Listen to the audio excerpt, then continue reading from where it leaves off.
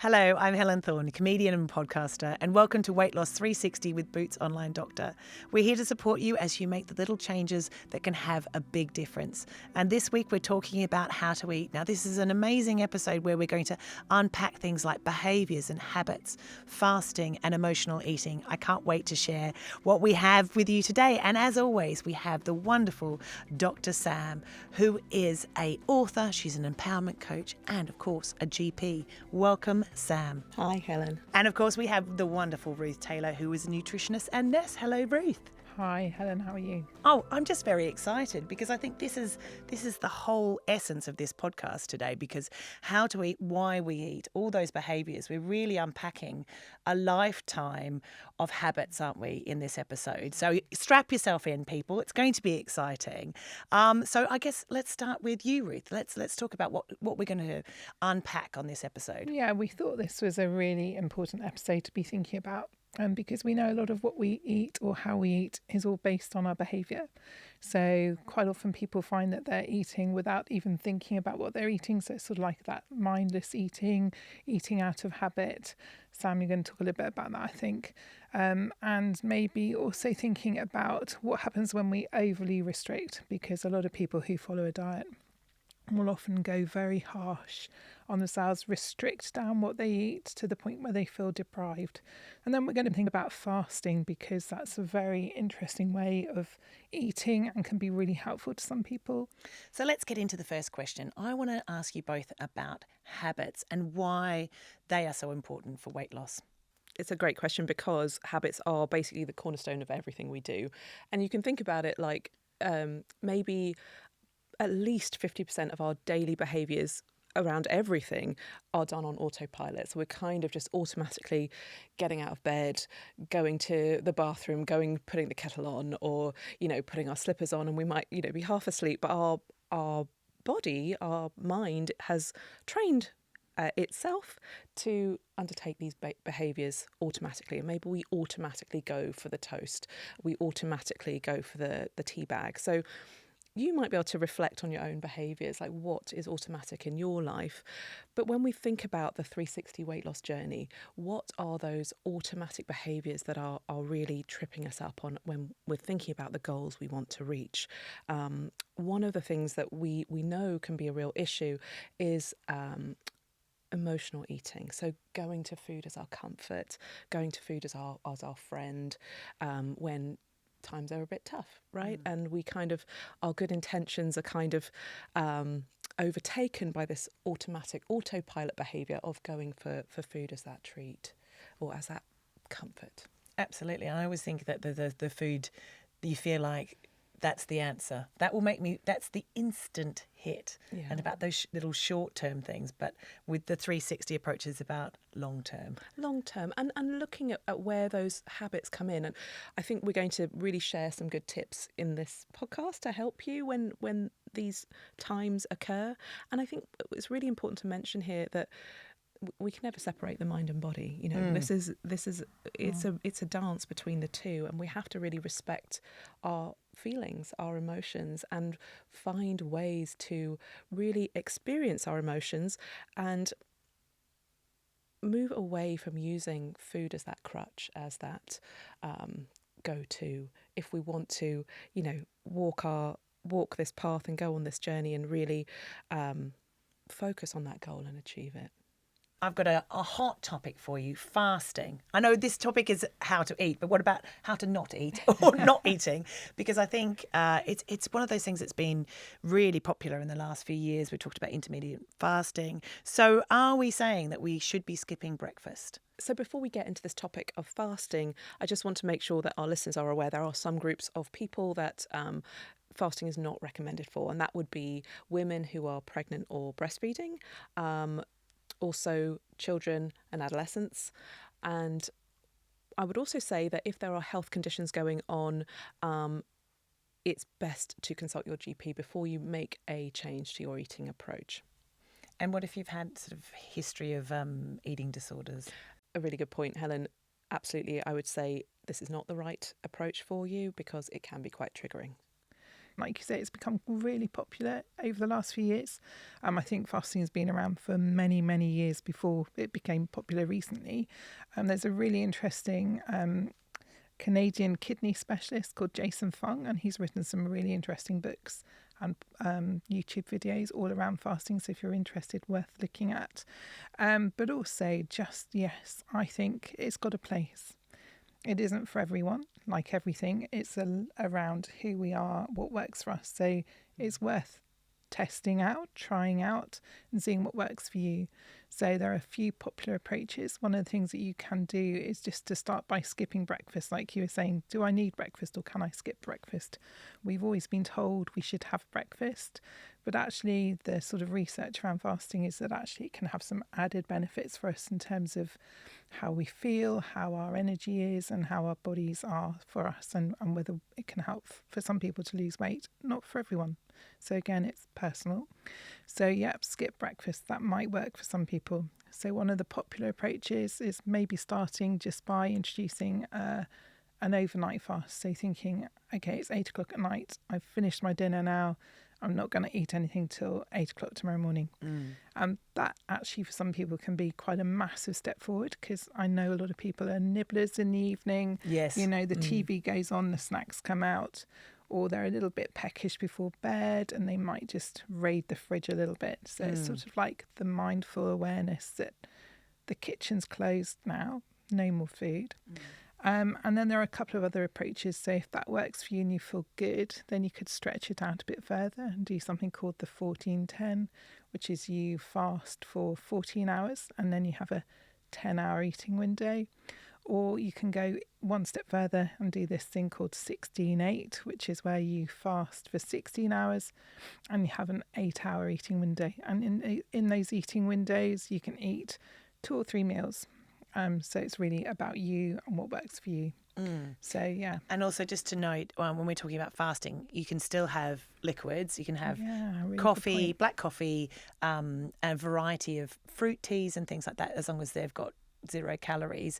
And I actually found that was really helpful. I tried intermittent fasting, and I would say start very slowly. Don't stretch it out to 16, because it can be overwhelming and it has an impact on your energy levels, and you're like, I'm so hungry but I've got to stick to this. It's like no, start really slowly and don't do it every day as well. Yeah, I agree. And also with those energy levels, it might be that you feel quite fresh when you do that morning fast and you stretch it through till lunchtime. You feel quite heady and high if you've had a bit of a fast. Like you can feel a lightness that you don't, like after having a huge carby breakfast. When you've had a say a tea or a coffee, you can feel that sort of a little bit of a lift. Yeah. But I guess you might notice, and this is where that food and mood diary comes in again, is that later on in the day you feel really rubbish. So it's sort of like looking at the pattern and what happens for you over that sort of 12-24 hour period. Do you agree with that, Sam? Yeah, I do. And I think I totally agree. Start slowly. And what we know about fasting is that for some people it really suits them, and it really builds in these. It's a really nice, healthy habit that people can adapt to. We know that fasting can really help with our physiology in terms of our insulin sensitivity. So we know that insulin is the hormone that is secreted by our pancreas to manage our blood sugars, keep them nice and stable, store away the excess sugars in our bloodstream for use later. So if you think about it, when we're fasting, we're eating less time over the day. So what will happen is during that fasting period, our body is utilising our sugar stores. So once those sugar stores are used up, it starts utilising our fat stores as well. So you can see that the body will start to need to produce less insulin over the day if we are regular fasters, and therefore what happens is our body becomes more sensitive to the insulin that is produced, which is really beneficial, because when you think about pre-diabetes and losing our sensitivity to insulin, it's a really good thing to start giving our pancreas a bit of a break and improving our insulin sensitivity with this practice of fasting if it suits us and our lifestyle, of course. Yeah, and you don't have to do it every day. You can just do it once a week. And I think if you're starting, don't try and do it every day. Just literally start maybe with that 12 hours once a week and check in with yourself and see how you feel. You don't have to go, we want you to get away from that all or nothing mentality. I think that's really important. Yeah, and I think every step should feel like a positive one. Yeah. Because I think when it feels like a punishment or a restriction, that's what's going to set you off course. Yeah, and I think that was the shift in my mindset. Like, no, I'm looking forward to the food. Like if I was doing a 12-hour fast, I would start planning. I'm like, I'm going to really reward myself with some really beautiful, delicious food, after 12 hours. And 12 hours is not too, it's a really manageable time. I was going to say one of the things I used to do, which I did mindlessly, is like I'd make the food for the family. And then when I was doing the dishes or packing away, I'd eat leftovers, and I'm sure we've all done it, open the fridge going, just have a little bit more of the mac and cheese or lick off the spoon or whatever. And I didn't even realise all those little incidences. And someone put it nicely, saying, just let your gut rest. Just give it a rest, and it has been such a transformational thing for me. But just I get very hangry, and nobody likes a hangry lady. Oh gosh, so I'm definitely in that club as well. I'm definitely in the hangry club. So I think having those little go-tos, like you were saying, like black coffee, fruit teas, like something just to a little bit of miso taste. soup is another one that's got really low savoury. Fantastic. All that sort of, you can really do that. And also, and we have talked about this, you tend to go to sleep a lot earlier, because I thought if I just go to sleep, I'm not going to think about that biscuit I usually have at 10 o'clock at night. Things like that. It all starts building and transforming. But I think it's really look at how you feel. Like the next morning when you're doing, if you do that 12 hours, how do you feel at 8 a.m. the next day? Like being aware and noticing the change, and hopefully it's a positive change, and patting yourself on the back, giving yourself that dopamine. I did it. That feeling can really help you. I've got a question for you, Sam, about alternate fasting days, because again, a few years ago the 5-2 diet was a really big thing about having a couple of days a week where you eat quite a lot less calories, but on the other days eating as quote unquote normally. Yes. So what advice would you give people? So I would really start, as we've said, gently. If fasting is completely new to you, with that 12-hour overnight, I think that's a really nice way to do it if you can manage that, or between meals, as Ruth was saying. The 5-2 or the alternate day fasting idea is that 2 or 3 days a week, you have 20 to 25% of the calorific intake that you would normally have. Okay, so for most people, that is around 600 to 800 calories. So on those days, you'd pick those 2 days and you would have that spread over the days. So maybe you'd have multiple small meals, so 2 or 3 small meals over the day. And the rest of the time, the other 5 days, say, you eat pretty normally, as you say. We would really stress that normally does mean this nice balanced diet, hopefully 2 or 3 meals a day with a beautifully balanced plate with your protein, your veg and your healthy fats. But it gives you a bit of leeway, doesn't it? It gives you a bit more of that flexibility in your lifestyle of, if you have events and you have a dinner out, a party, or, things going on in your life, you can plan around those days. Yeah, I think that's really the nub of it. And for some people, they just feel really in control. The flexibility really works around lifestyle. Yeah. So for them, they really can enjoy that. So and feel like they can go out and relax a little bit and not have blown it. It is feeding a little bit into the whole diet mindset, so we need to be careful around that, I think. Because we really want people to step away from that as much as possible. That's the one side of it that perhaps we need to be cautious of. And we certainly wouldn't advocate you doing those sort of really low calorie days every day of the week, which I know a lot of people are a little bit tempted to do. And it can, you can see quite quickly, if you've had a few fasting days, that you will drop some weight, and that I can see that can be addictive for people, but also it's just not sustainable. And we've talked about rapid weight loss and how then you'll start losing muscle mass, and that's not right.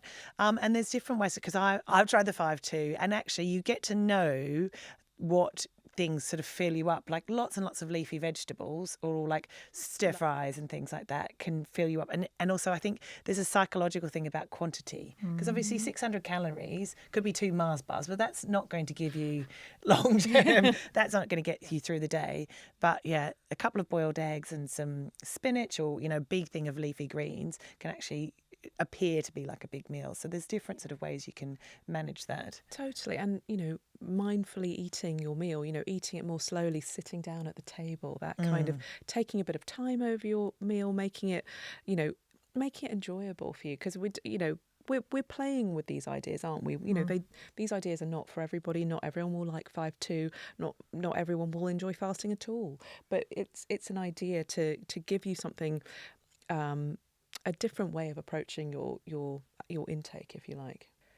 Just to say also that everyone is likely to have a slightly different response to fasting. So if it feels good to you, carry on. Give it a few days, a few weeks even to settle into a pattern, if this is feeling good for you. And we're all different, so just be aware of it could take a little bit of time. So Helen, what do you do now? You said you have played around with fasting, so what are you doing at the moment? I'm sort of doing it quite intuitively now, because I did do a little bit more when I was on a weight loss journey, and now I'm just sort of now I know my body a lot more. So if I've had sort of maybe an overindulgent weekend, I know that I can have maybe 1 or 2 days which I might do a 14-hour fast or just a slightly lower calorific sort of day. I think when you're on a weight loss journey, you get to know how your body responds to things and what works for you. And I also know if I've had a too long a fast, I'm useless. I'm really hopeless. I'm grumpy, all those sort of things. I think, no, just have some yogurt, have something. So I think that's it. And I that's what I want to sort of encourage to the listener, is that get to know your body in a really new, positive way, and what makes you feel the best version of you as well. So I think, fasting has its time and its place, but you have, food is joy and food is fuel and all those sort of things. So I've found, fasting has been, really beneficial, but you don't have to do it every day. Yeah, that's so helpful to hear.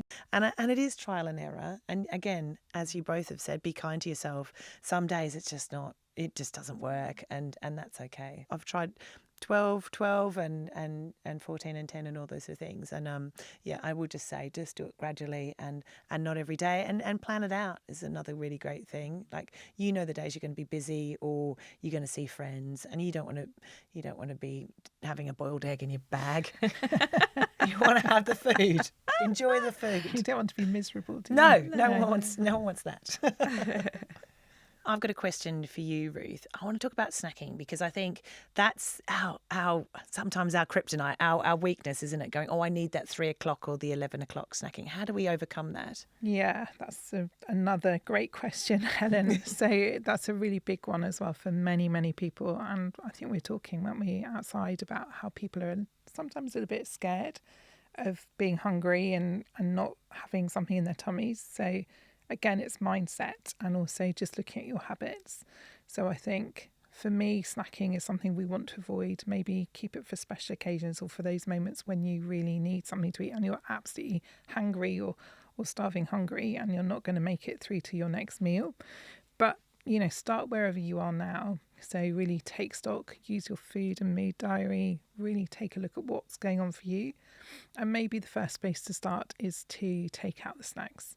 Or maybe if you're snacking very regularly, just take out one of them. Say, I'm not going to have anything mid-morning, I'm not going to have anything mid-afternoon, and gradually just build it in so that you get to a point where you're just eating those 3 meals a day. And then really, while you're doing that, really focus on what's going on your plate for those 3 meals. Making sure you've nailed sort of like a palm-sized portion of protein is on there first before anything else. Then half a plate of vegetables, make sure they're really colourful. And then a small portion of fat. So you really want that fat in there, because that can really help in terms of satiety, keeping you feeling full.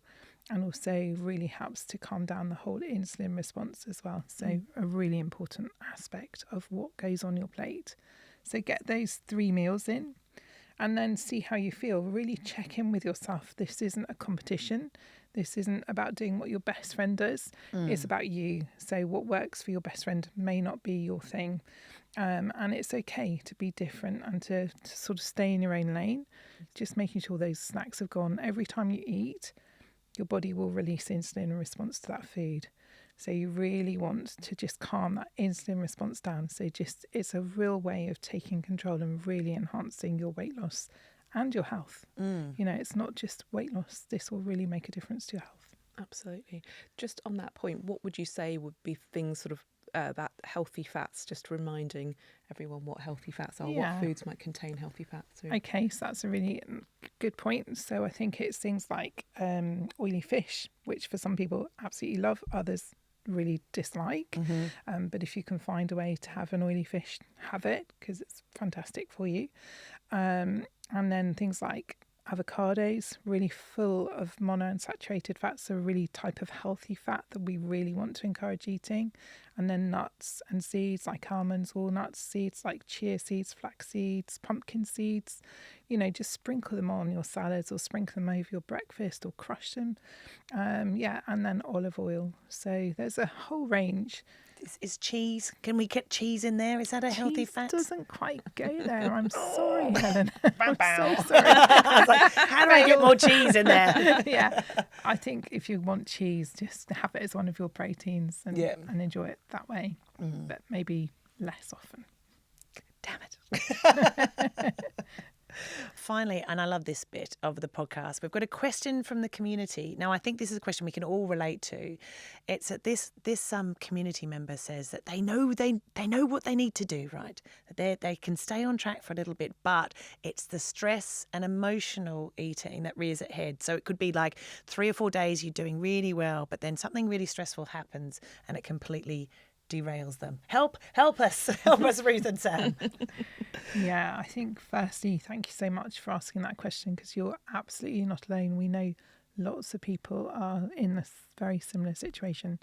So I think first of all, you know, we know that emotional eating can be a real sort of factor that prevents people from getting the results that they want to see. So if this is something that affects you, then it's really worth just taking time and having a look at what's going on for you. Are there certain things that are tripping you up? Are there certain emotions that are getting in your way, or even certain people or maybe certain environments that you are in, or maybe even people in your life? So take stock first and foremost. That's a really important thing. You're not alone. We know that emotional eating will often lead to people eating a lot of sort of those highly processed, really sweet, sugary, highly fatty foods, maybe salty foods. And we know that they often lead to weight gain. So that can be one of the problems. You almost can just overeat such a large amount of food in those emotional moments that actually it can undo all the good that you've done. So really just take stock, you know, work out what's going on for you, really be kind to yourself and be patient. And remember that this is a journey. You're not going to crack it overnight. And really just really look after yourself through this process, you know, and talk to someone, you know, confide in a friend or get some support. Absolutely. I think also looking at the way you frame things in your own head, you know, our self-talk, you know, it's so important to look at how we talk to ourselves. And I've certainly been guilty of this myself. I can be really hard on myself. I think we all can be like really nasty to ourselves. But just stepping back from that, having some perspective on the way we frame our language around this 360 journey. So, for example, this dear community member has phrased this question perhaps in a way that is, I always do this. I'm always good for 3 or 4 days, and then something stresses me out and I fall off the wagon, or I go off track or whatever, and I start to emotionally eat. Okay, so step back from that, be really kind to yourself, and just notice that you're making an always statement there, that this always happens. And when we repeat these things to ourselves, it becomes our story. It becomes what always happens, because we're programming ourselves and we're making this our identity of, I am that person that does great for a little while and then it all goes to pot. That doesn't have to be you at all. You know, can we flip the script? Can you unpick that a little bit? some little tips on a practical side. It's, we have these automatic behaviours for sure. How can we put a little hiccup in that so that we are slightly tripped up when we go to reach for that biscuit cupboard or what have you?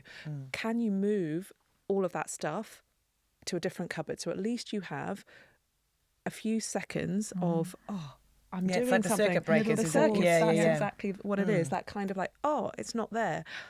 Okay. And then you have a moment of pause to be able to make a different choice, if you wish. Also, the simple tip of not going to the shops when you're hungry, to being quite mindful. Disastrous, absolutely disastrous. Exactly, we all know how that goes. We all make the worst choices. We know. So really, really focusing on that. Just go, have your meal and then go to the shops, or have your meal and then do the online shop, whatever is your habit there. But also, how does it feel not to put the same things in the trolley, not to put those treat things in the trolley this week, or choosing different treats? Your treats could be something that is less calorific, less fatty, less sugary, so you have something, but you're not always going for the chocolate biscuit, say, or whatever is your poison. Yeah, and I think that's that habitual thing. And also just I used to just have a glass of water as a circuit breaker. I'm like, or calm, or breathing techniques, or even going for a walk for 10 minutes. Yeah. I think having a change of scene can be a really good way of sort of going, what I want to do is just eat a big bag of crisps, or that's just going to be that's going to solve the problem.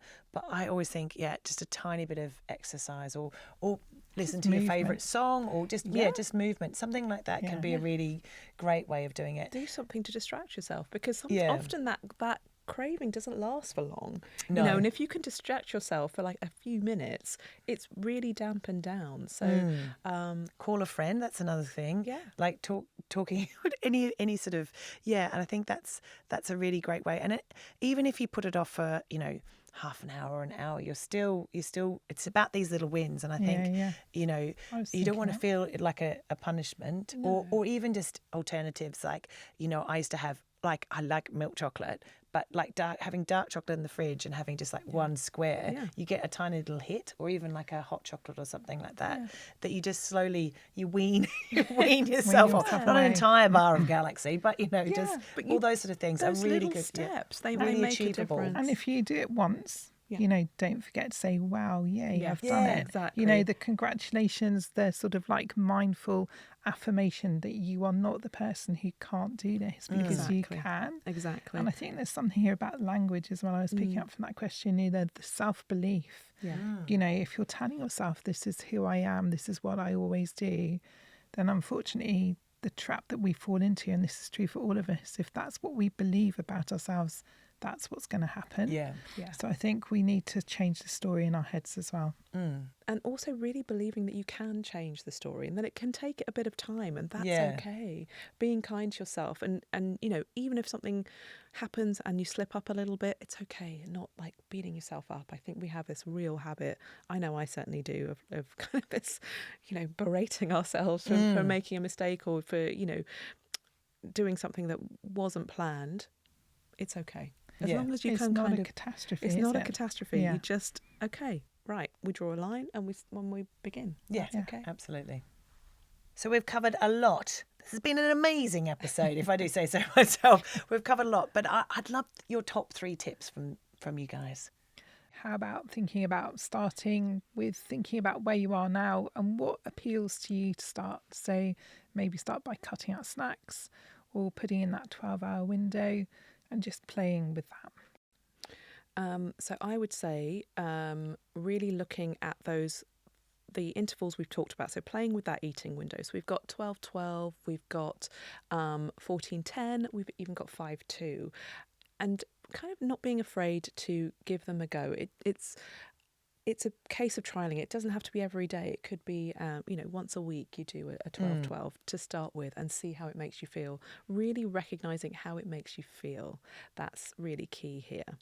And I'd say a third tip would be, we talked about emotional eating and triggers, and looking at those and taking stock, being courageous and really looking at those things. I think sometimes when we reflect, because this 360 journey is really a journey of self-discovery, sometimes things can come up and we need help. So we might need to talk to a friend, maybe an accountability partner, maybe professional help, just to unpack some of the things that might come up when we really explore the reasons behind our eating habits. So, I really want to emphasize that being kind to yourself and changing that script in your mind, that so that you can really be kind to yourself on this journey. That's it.